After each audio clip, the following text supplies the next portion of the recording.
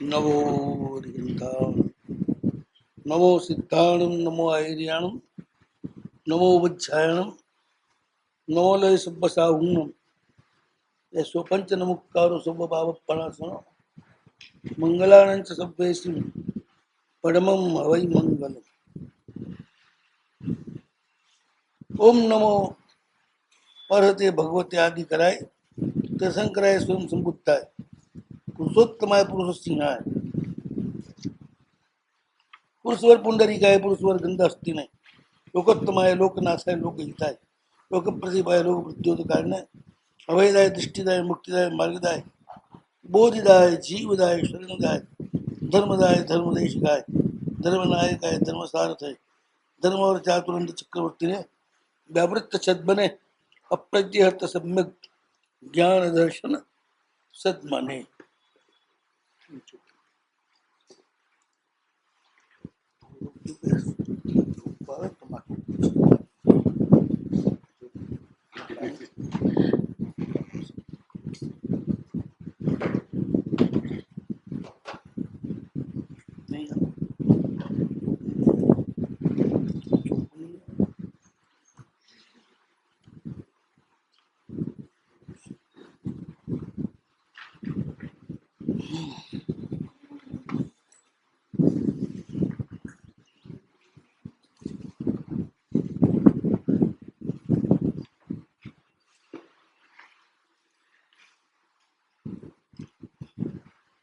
નમસ્કાર દ્વારા ધ્યેય સાથે એકતા સધાય છે.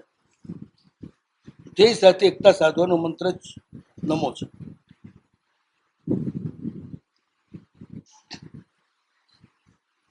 ધ્યેય સાથે એકતા સધાય ને તો જ આપણું કામ થાય, એ સિવાય થાય નહીં. નમઃ શબ્દ એવો છે ને એનામાં સામર્થ્ય છે ધ્યેયને આપણી પાસે ખેંચી લાવે અને એકતા સાથે. આપણે ત્યાં જવું પડે એવું નહીં. જેમ સૂર્ય એના કિરણ દ્વારા આપણી પાસે આવે છે, આપણે એની પાસે નથી જતા.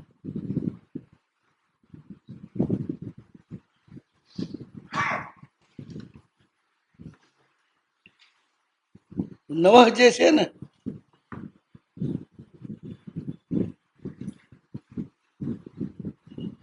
એ પ્રભુનું કિરણ છે.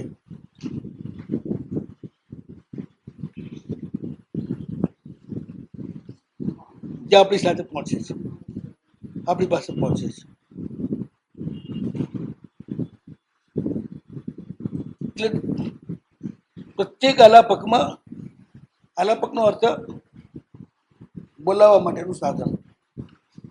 આલાપ તે અનેલ ઇતિ આલાપ હતો, જેના દ્વારા વાત કરી શકાય, બોલાવી શકાય, એનું નામ આલાપક. આમ તો બોલવા માટેના એક નાના ટુકડા, એનું નામ બી આલાપક કહેવાય આપણી વ્યવહારની ભાષામાં.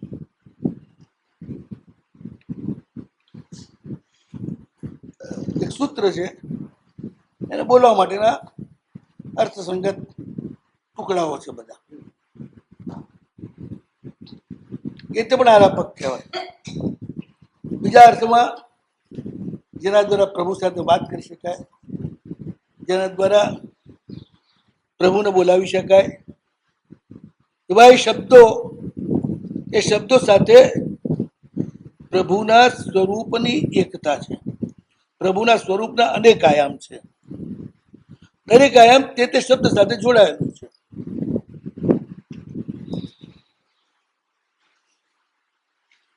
વાચકથી વાચ્ય અભિન્ન પણ છે. વ્યંજકથી વ્યંજ્ય અભિન્ન પણ છે. આ બધા વાચક છે.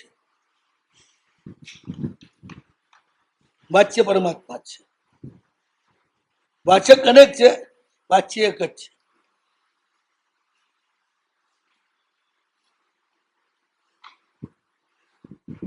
સાધક પણ અસંખ્ય છે. દરેકનો પોતાની ગોઠવણી અલગ હોય છે. એને આમાંથી કયો શબ્દ લાગુ પડી જાય છે ખબર? જે શબ્દ દ્વારા પ્રભુ સાથે એ એકતા સાધી શકે. એટલે બધા આપી દીધા, તમે રોજ એનો પાઠ કરો. બધી જે તમારો શબ્દ હશે ત્યાં કોક ને કોક દિવસ તમારું ચિત્ત સ્થિર થઈ જશે, અટકી જશે. પકડી લેવાનો એ શબ્દને, પછી એના દ્વારા પ્રભુ સાથે એકતા સાધવાની. એટલે દરેક આલાપકમાં નમા અલગ જ મૂક્યો. અહત્ય ભગવતે એ મુખ્ય સરનામું રાખ્યું. પકડવાનું આને છે, આ બધા એના વિશેષણો છે, એના રૂપો છે અલગ અલગ અલગ. ગમે તે રૂપને પકડો એટલે પકડાશે. તમે ક્યાં ખડા છો એના ઉપર આધાર છે.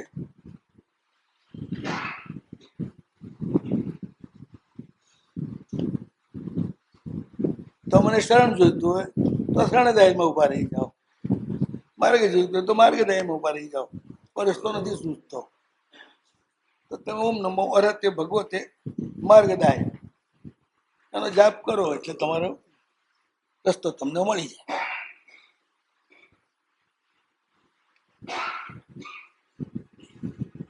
દ્રષ્ટિ નથી ખુલતી,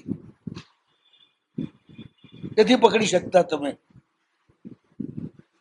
જે પકડવાનું છે એને. તો ઓમ નમો ભગવતે અરહતે, ઓમ નમો અરહતે ભગવતે દ્રષ્ટિદાય.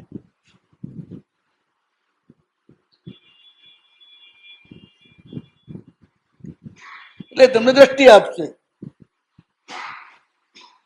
તમારે બધું જ થયું તો આખાનો પાઠ કરો, પણ ક્યાંક તમે અટવાઈ પડ્યા હો તો જ્યાં અટવાઈ પડ્યા હો એને પકડો. હમણાં જ એક સાધક મળ્યો તેને મને આ જ વાત કરી. મને કે આ અટવામણ હોય તો આ પદ લઈને ઓમ નમો અરહતે ભગવતે અમુકાય જાપ કરો એટલે તરત રિઝલ્ટ. બિલકુલ ભયની લાગણી વધારે હોય તેને ઓમ નમો અરહતે ભગવતે અભયદાય એનો જાપ કરો. તમે સ્મરણ કર્યા જ કરો એટલે તરત રિઝલ્ટ તમને હવે મળી જાય. તત્સમા કહેવાય, નમોજી નામ જે તત્સમ કહેવાય. એક વાત ધ્યાનમાં રાખો, અત્યારે આપણે આની જ વાત કરીએ છીએ, થોડું સૂત્રની વાત નથી કરતા, કારણ કે એ પાછું આગળ આવશે જ.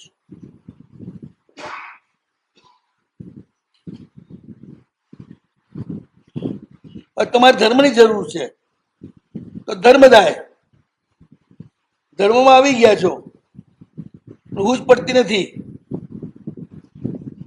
એક તિથિ આજી, બે તિથિ આજી, તો ધર્મ દે શકાય એને પકડો.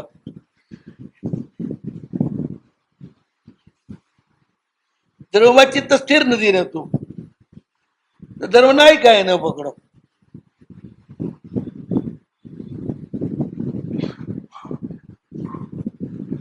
અટવાઈ ગયા છો ઘણા ગુરુઓમાં, આ ગુરુ હારા, આ ગુરુ હારા, આ ગુરુ હારા, કયા ગુરુ પકડવા? ભાઈ તકલીફ એ હોય છે ને, આપણે મોટા ભાગે અનુકૂળ જ ગોતીએ, પ્રતિકૂળ તો ગોતીએ જ નહીં. આંખને ગમે, કાનને ગમે, મનને ગમે,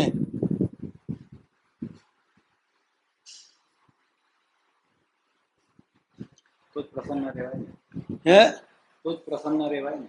અપ્રસન્નતાનું કારણ જ ઇન્દ્રિયોની પસંદગી છે.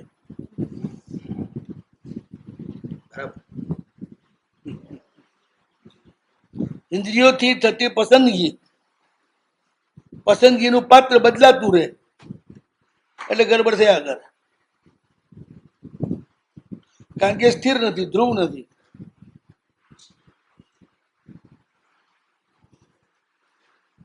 ભિન્ન ભિન્ન પર્યાયો છે. આ પર્યાય પસંદ કર્યો અને હાજી એ પર્યાય પલટાઈ ગયો. હવે શું કરું? એ પેલો પર્યાય ગોત્યા જ કરો, ગોત્યા જ કરો, એટલે અટવાઈ જાવ.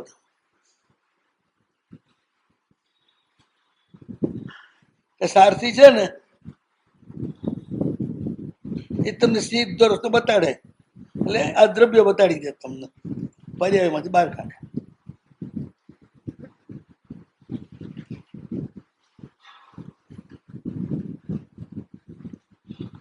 ધર્મના એ ચાતુરંત ચક્રવર્તી છે, એટલે મતલબ તમારા ધર્મની રક્ષા કરનાર છે.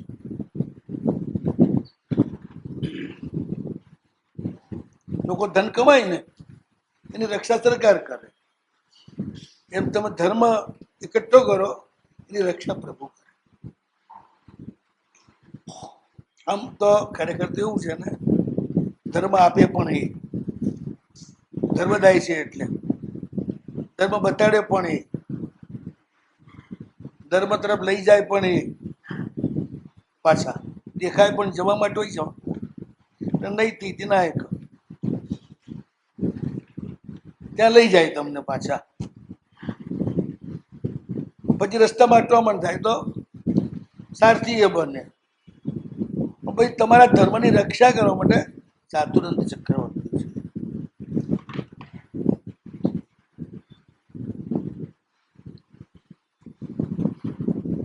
તમારા ધર્મને નષ્ટ કરનાર કોણ? ચાર કસાય, ક્રોધ માન માયા લોભ, જરાગત દ્વેષરૂપ છે.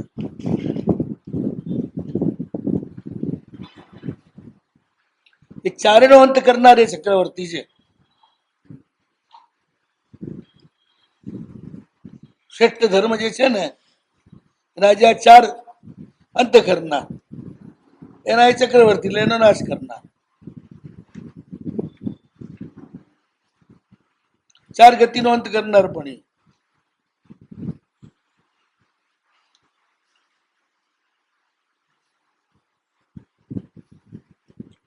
તમારા ધર્મની ચાર સીમાઓ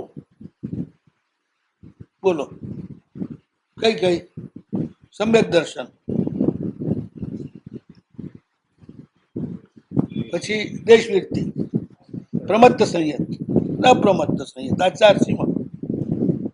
એ ચારે સીમાઓ જે છે ને એના રક્ષક.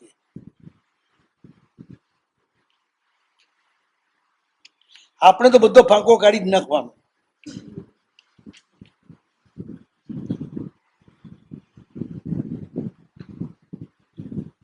ખાવાનું આપે એ અને ખાવાનું પચાવે પણ એ, અને પાકેલાનું બહાર પણ એ કાઢે. એ અટકી જાય તો તકલીફ થઈ જાય. તમારે ખાલી એમનો આભાર માનવાનો છે. આત્માની કોઈ શક્તિ જ નહીં. હે? આત્માની કોઈ શક્તિ જ નહીં. આત્માની બધી શક્તિ છે, પણ એ ટેકો આપનાર જોઈએ. એટલે આત્મા છે, ટેકા વગર ચાલે. એનું નામ પરમાત્મા. જે સ્વયં સંબુદ્ધ છે એ પરમાત્મા છે. બુદ્ધ બોધિત છે એટલે ટેકો. તમે વગર ટેકે જરાય ના ચાલી શકો. બોલો, ગુરુનો ટેકો જોઈએ, ગુરુભાઈનો ટેકો જોઈએ, સંઘનો ટેકો જોઈએ. શ્રાવકોને જોઈએ. ના, એ વચ્ચેની બાપ ગડબડ કરી. પૂછડી પાણી એ બોલાવે છે. એ છન વરાવતા એમાં કઈ મારો ઉપકાર નથી કરતા. અમે વરીએ ત્યારે એના ઉપર ઉપકાર કરીએ છીએ. એટલે તમને ટેકો અમે આપીએ.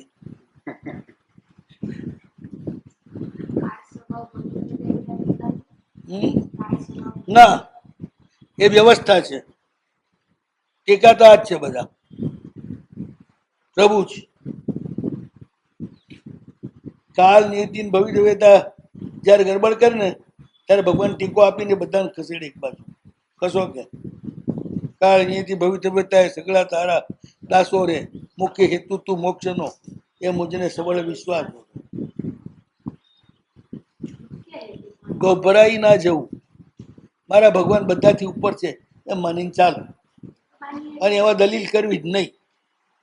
દલીલ કરો તો ભગવાનને નુકસાન નથી, તમને નુકસાન છે. સમજવા માટે દલીલ કરે ને. બધું સમજ્યા જ છો ને આપણે. આ સમજ્યાથી તો બધું ચાલતું હોય તો શું જોઈતું હતું? દુનિયા દોઢ ડાયાઓથી નથી ચાલતી.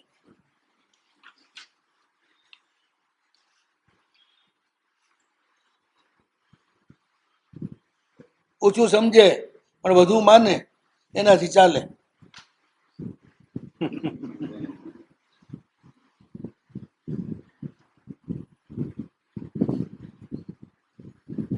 ઘણો ડાયો બહુ ખરડાય. આપણે ત્યાં કહેવત છે, ઘણો ડાયો ઘણો ખરડાય. ભગવાનની સેવા ડાયા નથી થવાનો. બહુ તર્ક નથી કરવાના, બહુ બુદ્ધિને નથી ચલાવવાની. ત્યાં બુદ્ધિ પણ એ જ આપે છે ને. ના, બુદ્ધિ અહંકારનો વિકાર છે, એટલું યાદ રાખ. બોધ એ આપે છે, એ બોધિદાય છે. બુદ્ધિ એ નથી આપતા. બુદ્ધિ એ તમારા અહંકારનો વિકાર છે.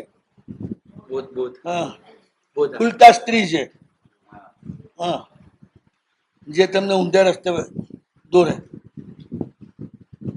બોલો, બુદ્ધિ શબ્દ ગુણથી થાય કે ગુણ વગર થાય?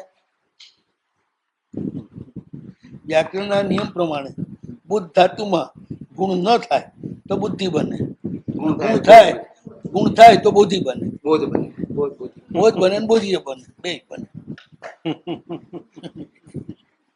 એટલે આપણે ગુણ જોઈએ છે, વિકાર નથી જોઈતો.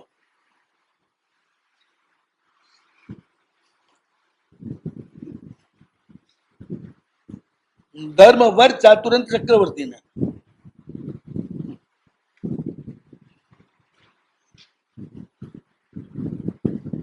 જે માત્ર ધર્મ ઉપર જ ચાલે. ધર્મ વૃણોતી ઇતિ વર. સંસારનો ત્યાં આગળ કોઈ ક્લાસ જ નથી.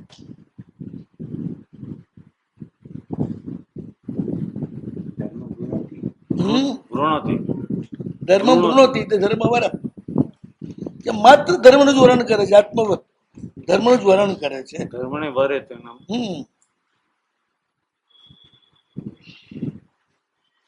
એવા ચાતુરંત ચક્રવર્તી છે. પણ વ્યવહારમાં બેઠા બેઠા થતું તો છેલ્લા એ ધર્મ કરો કે પછી ભગવાનનો ધર્મ કરો? શું જ્યાં વ્યવહારમાં બેઠા છીએ, જેની સાથે બેઠા છીએ, ભગવાને ચોખ્ખું કહ્યું છે કે તમારા ઉપર જેનો પણ ઉપકાર છે એ થોડો પણ વધુ માની અને એને અકૃતજ્ઞ થયા વિના મારી પાસે આવજો.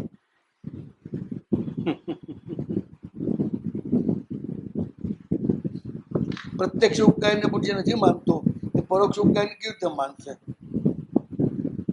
એટલે ભગવાન એને તગડી મૂકે, રાખે જ નહીં.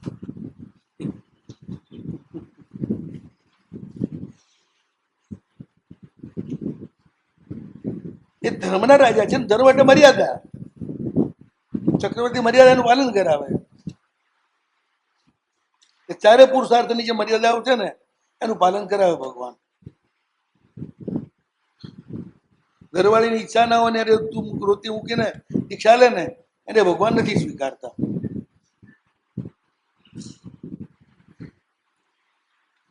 એવો સાહેબ આપણો અસંખ્ય દાખલાઓ છે કે ઘરવાળા બધા રોતા મૂકે દીક્ષા નથી. ઘરવાળાને હાથે લઈ લીધી છે ઓછા અને રોતા મૂકીને જેને દીક્ષા લીધી છે ને એમાં કેટલા સફળ થયા એ પછીનો ઇતિહાસ તમારી પાસે ના હોય. એ નીકળી જાય એટલો જ ઇતિહાસ હોય, પછી શું થયો એનો ઇતિહાસ જોવો જોઈએ ને. એક જનરલ વાત છે, જેની જવાબદારી છે એની જવાબદારીને તમે નિભાવ્યા વિના તરછોડી અને ત્યાં જાઓ તો તમે મર્યાદાનો ભંગ કર્યો. પ્રભુ મર્યાદાનો ભંગ કરનારને સ્વીકારતા જ નથી.